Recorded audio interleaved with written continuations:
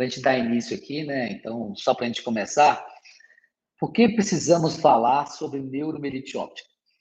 Então, o que a gente nota, e o que eu tenho notado, tanto eu como os colegas especialistas, e o Thiago também, que a neuromielite óptica, às vezes a gente não tem aquela...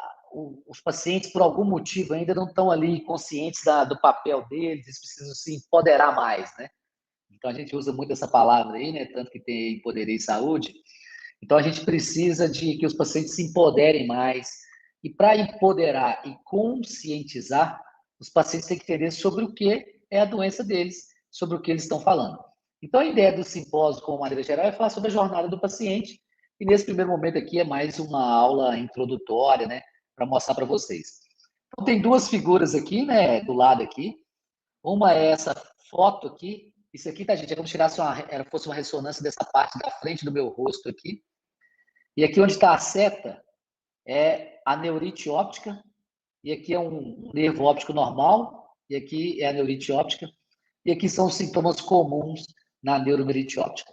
Então, eu vou falar para vocês agora um pouco sobre isso, em torno de 10 a 15 minutos, para vocês entenderem aí nesse início do nosso simpósio aí da nossa live, e não deixem de nos marcar lá no Instagram, de fazer os comentários aqui no YouTube.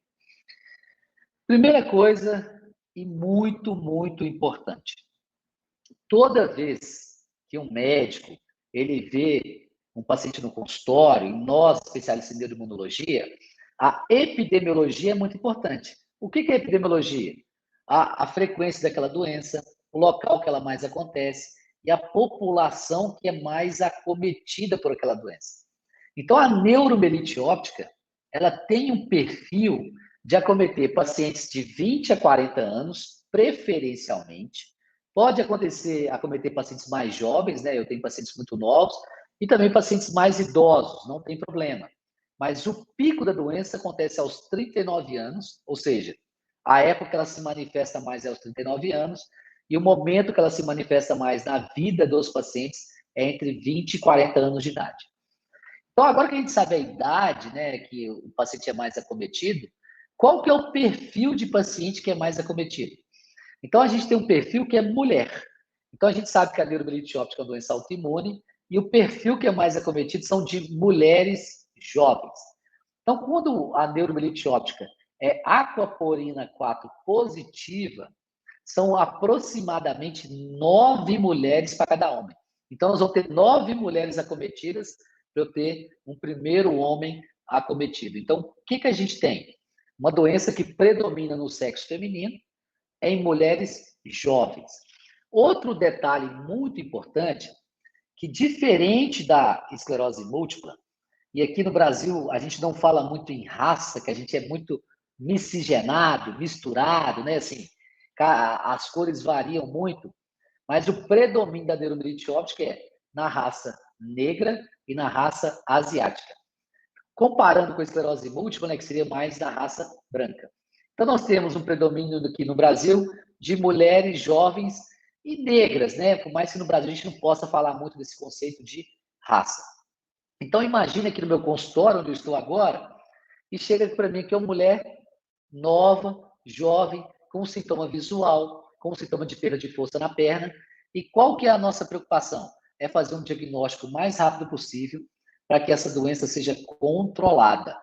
Pense, gente, que uma pessoa ali dos 20 aos 40 anos de idade, aos 40 anos de idade, ela está preocupada, né, em formar a carreira dela, pode estar fazendo uma faculdade, pode estar iniciando uma família, planejando ter filhos.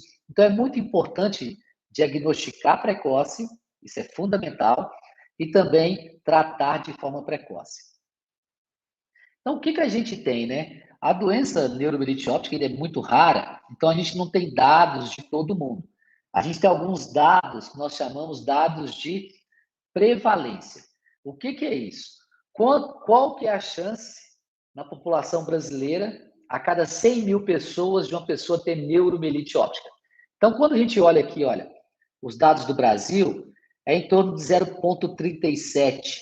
Isso varia muito de região para região. Aqui em Belo Horizonte é em torno de 4 pessoas a cada 100 mil. Ou seja, a cada 100 mil pessoas, 4 terão neuromielite óptica. Esse dado de todo o Brasil é em torno, a cada 100 mil pessoas, se for todo o dado do Brasil, em torno de 0,37. Se a gente vai aqui para o outro lado, no Japão, em torno de 0,9 a 4 pessoas a cada 100 mil terão neuromielite óptica. Só para trazer um dado aqui para vocês de referência, que é uma doença, né, que também a gente fala muito dela aqui, que é a esclerose múltipla. No Brasil, a esclerose múltipla acontece a cada 15 pessoas, a cada 100 mil pessoas, 15 pessoas terão esclerose múltipla. No Brasil, então, varia os dados 0,37 a 4. Quando a gente pega dados aqui dos Estados Unidos, olha, em torno de 4 pessoas, né? Então, a gente nota que é uma doença muito rara em todo o mundo. A esclerose múltipla é rara no Brasil, mas é muito comum em pacientes do hemisfério norte, como Estados Unidos, Canadá e toda a Europa. Já a neuromielite óptica, ela não tem essa diferenciação. Ela é rara em todo o mundo. Então, isso é muito importante, porque quando a gente fala de doença rara, a gente fala de uma doença que pode ser órfã, que ainda não tem políticas públicas para ela. A gente vê isso para a neuromielite óptica. Até hoje não tem um PCDT, né, que é um protocolo no SUS. O plano de saúde ainda não está trabalhando em cima dela, né? Então, o mais importante é que a gente, né, como sociedade médica, e quem está nos assistindo aqui como sociedade civil, a gente sempre esteja unido, trabalhando pelo mesmo interesse. Então, o que a gente sabe? A neuromielite óptica não é uma doença que foi descrita recentemente. Essa foto aqui, né, é do Eugênio Devic, e aqui está a tese de doutorado do aluno dele, que chama Fernand Got. Eugênio Devic é um neurologista lá de Lyon, na França, e Fernand Got é o aluno dele de doutorado, e Fernand Got acabou que foi mexer com otorrinolaringologia depois dessa tese. E o que eles falam aqui? Devic, né, apresenta a doença relatando um caso, e Fernand Got junta na tese dele, orientada por Devic, 16 casos. E Devic fala o seguinte: esses 16 casos de mielite aguda, ou seja, uma inflamação na medula com dificuldade de marcha, acompanhada por neurite óptica, são suficientes para justificar a criação de um tipo clínico, ou melhor, uma síndrome que poderia dar o nome de neuromielite óptica. Então, em 1894, a partir de Eugênio Devic, né, e o seu aluno lá na tese de doutorado, é descrita a neuromielite óptica. E nota que interessante, até 1999, a neuromielite óptica foi considerada uma doença monofásica. O que é isso? Acontece uma única vez, o paciente teve um surto e ele não vai repetir mais os sintomas da doença, e também foi considerado que acontecia junto o problema na visão e o problema na medula, ou seja, o paciente tinha dificuldade de enxergar e dificuldade de caminhar.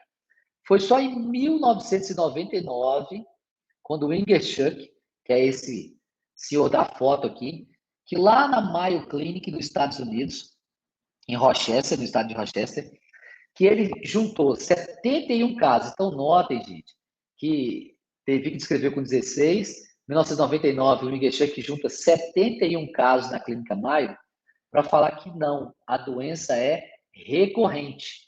E o paciente pode ter a mielite isolada, pode ter neurite óptica associada à mielite, pode ter só a neurite. Então, ele mostrou que a doença ela poderia se repetir. Então, nota que conceitos novos foram acontecendo sobre a doença. 2006, 2007, e é quando ele descreve também o que a gente chama de espectro da neuromielite óptica. Quando foi em 2004/2005, a senhora da foto, que é a Wanda Lennon, também lá da Mayo Clinic, né, do mesmo serviço aí do Ingerschuck, ela descobre o anticorpo responsável pela doença neuromielite óptica, que é o anticorpo anti-aquaporina 4. A neuromielite óptica é uma doença autoimune e ela tem um anticorpo que ataca essa aquaporina 4, que destrói a célula onde está o aquaporina 4. Por isso que acontece essa lesão.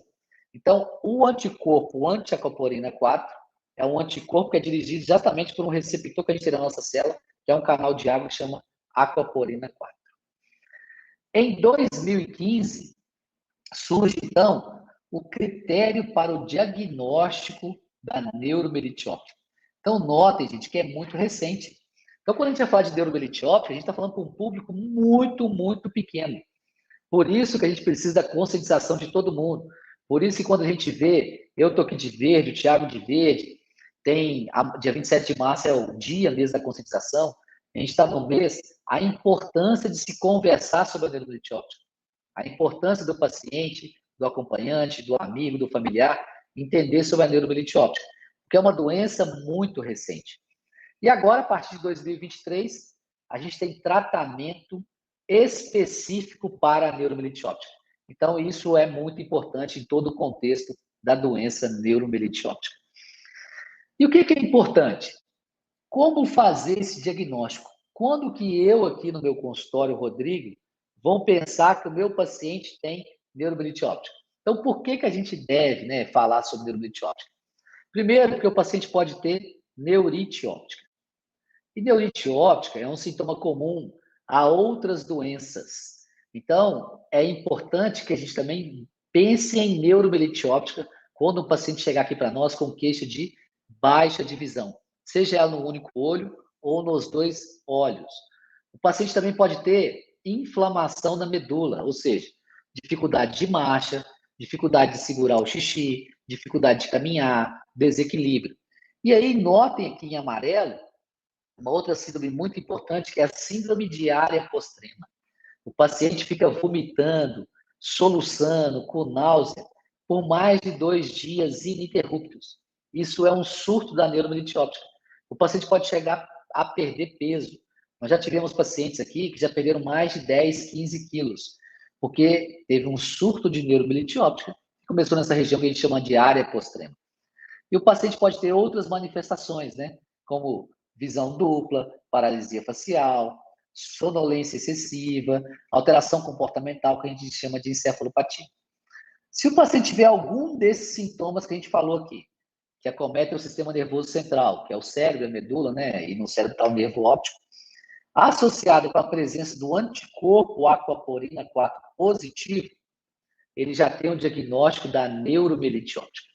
Então, é muito importante que quando eu falo que o anticorpo pode ser negativo, a gente está falando que a população que o anticorpo é positivo, depende do local, né? É em torno de 70% a 90% dos pacientes têm um anticorpo aquaporina 4 positivo.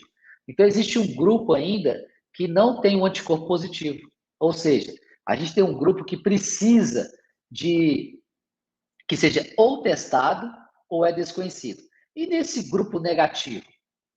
Quando for negativo, gente, o paciente precisa de ter uma dessas 3 síndromes aqui, né? O Guilherme vai falar isso melhor para nós, associada a um anticorpo negativo, associada a uma outra síndrome. Então, assim, olha, eu comecei com nervo óptico, baixa de visão.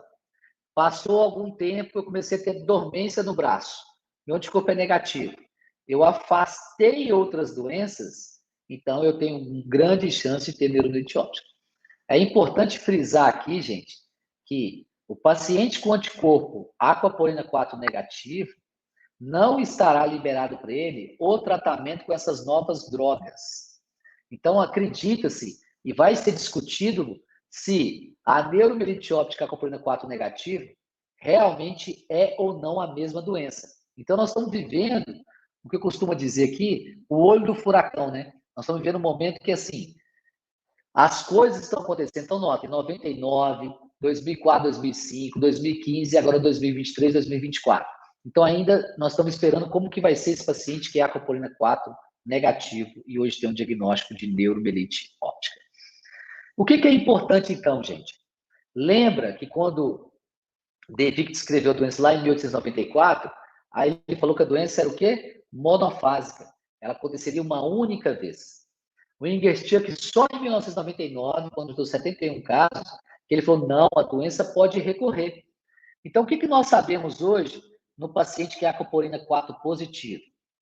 Depois que ele teve o primeiro surto, ou seja, aquele paciente, aquela mulher jovem, que chegou aqui no meu consultório com a perda visual do olho direito, ela tem uma chance de 55% de ter um novo surto no primeiro ano.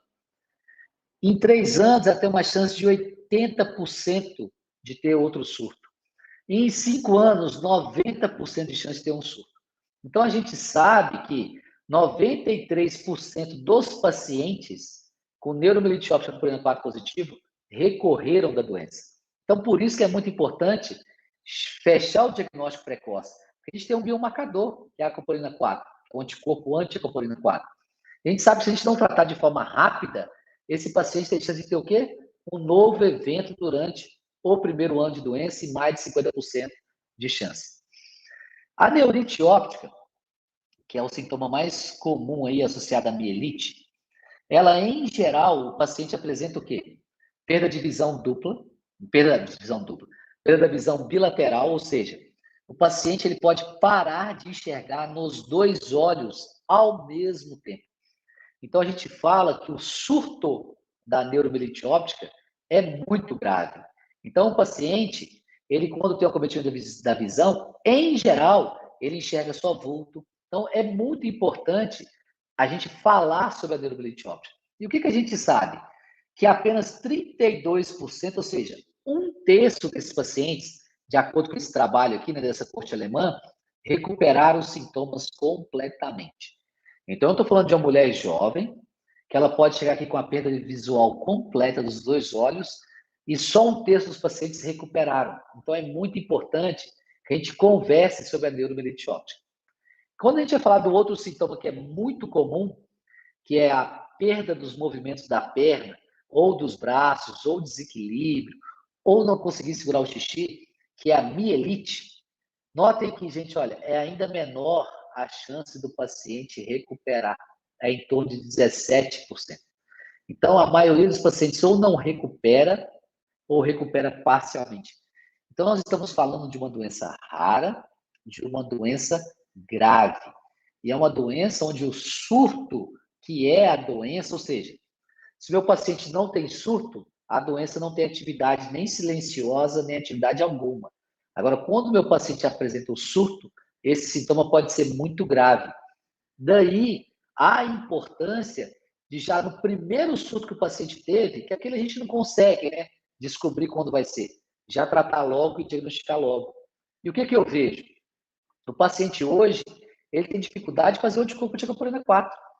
Porque até o anticorpo anticoagulina 4 tem um custo alto, o SUS não fornece de maneira adequada, o plano de saúde não fornece de maneira adequada. Então, a ideia é, por que devemos falar da neuromielite óptica? Porque o paciente teve o primeiro surto, esse não tem como ele saber. Né? Assim, a gente não sabe quais são os desígnios de Deus, quais são os propósitos de Deus. Mas a partir do primeiro surto, é importante que ele faça um anticorpo anticoagulina 4, que ele faça uma ressonância do cérebro, uma ressonância da aorta, uma ressonância da coluna. Porque quanto mais rápido eu tratar, maior é a chance do meu paciente não vir a ter o quê? Outro surto. E nós acabamos de ver que a chance de recorrer é muito grande. E 93% dos pacientes recorrem, e a chance de recorrer é muito grande no primeiro ano, acima de 55%. E aí, o que acontece? Nós estamos aqui no outro momento. O paciente já está em tratamento. Mas quantos de vocês estão nos assistindo aí hoje que já tomam algum remédio para neuromielite óptica? Quantos de vocês aí que já tomam algum remédio que não está lá na bula escrito assim, ó, esse é meu tratamento para neuromielite óptica? Agora a gente sabe que temos 3 medicações, né, que é o anti-CD19, o anti-interleucina 6 e o anti-complemento C5, o inibidor de C5, que são específicos para a neuromielite óptica. Você vai abrir lá a bula do remédio, está escrito assim, ó, para o tratamento da neuromielite óptica. Isso a gente dá o nome de drogas on-label. Quando não está escrito lá na bula, a gente chama de drogas off-label. Então, se você aí que está me escutando, você faz uso de alguma medicação off-label, você não precisa de trocar o seu remédio. Jogo logo com uma droga on-label. Então, aqui notem que o paciente com diagnóstico de neuromielite óptica, que tem um anticorpo anticoagulina 4 negativo, ele vai continuar tomando essas drogas que a gente chama de off-label. Já o paciente com neuromielite óptica, que tem um diagnóstico de neuromielite óptica com acoagulina 4 positivo, ele tem a opção de mais 3 drogas de altíssima eficácia. Nós estamos falando de evitar o surto acima de 90%, ou seja, o tempo até o surto, o próximo surto foi superior a 90% do paciente não ter um novo surto. Então, aquele paciente que está tomando uma droga off-label e tem a acoagulina 4 positivo, a gente só vai trocar o remédio se ele tiver efeito colateral ou se tiver um surto. Aí nós vamos colocar ele nessas drogas on-label, lembrando a acoagulina 4 positivo. O que é importante? O custo. A gente sabe que esses remédios têm custo altíssimo, e a gente torce, a gente conta com todos vocês aqui para que esses remédios estejam disponíveis, né, no SUS o mais breve possível. Nós estamos falando aqui de uma medicação de controle quase que total de uma doença gravíssima. Nós estamos falando de remédios de alta eficácia. mas é importante a gente saber como que o paciente está, né? Comorbidade, gestação, segurança e a monitorização do paciente. Então, o que que é importante? Que eu queria deixar para vocês aqui como um recado. Por que falar de neuromelite óptica? Por que que nós começamos esse nosso simpósio, que vai ser no dia de hoje, no dia de amanhã, com esse tema? Porque nós estamos falando de uma população, gente, de mulheres jovens. Em sua maioria, né, assim, 9 mulheres para cada homem, mulheres que estão começando a vida, que estão numa faculdade, que estão sendo chefe da casa, que têm filho para cuidar, que são chefes de empresa. Então, quanto mais precoce fizer o diagnóstico, melhor é. Nós estamos falando aqui também de uma doença que tem altíssima taxa de recorrência. O que é isso? O paciente teve o primeiro surto, ele tem uma chance aí de recorrer no primeiro ano em mais de 50%. Então, eu preciso de quê? Tratar de forma precoce. Aqui o tratamento para neuromelite óptica com anticorpo 4 positivo, nós teremos mais 3 drogas de altíssima eficácia, que é o anti-CD19, o antireceptor de interleucina 6, o anti-C5, e para aqueles que são acopanina 4 negativo, a gente os manterá no uso do que a gente chama de drogas off-label. Então é isso, por isso a gente deve falar de neuromelite óptica. Não deixe de convidar a pessoa, o vizinho, não deixe de falar sobre a sua doença, não deixe de estar aqui conosco. Deus tem um propósito para todo mundo, né? Aquele que pensa saber alguma coisa ainda não sabe como convém saber. Está lá na Bíblia, né? 1 Coríntios 8:2. Não deixe de nos seguir aqui no Esclerose Múltipla Brasil. Esse é meu e-mail. Esse aqui é o meu WhatsApp. Eu tenho outro telefone também, está na hora de mudar. Gosto de agradecer a todos vocês. Muito obrigado.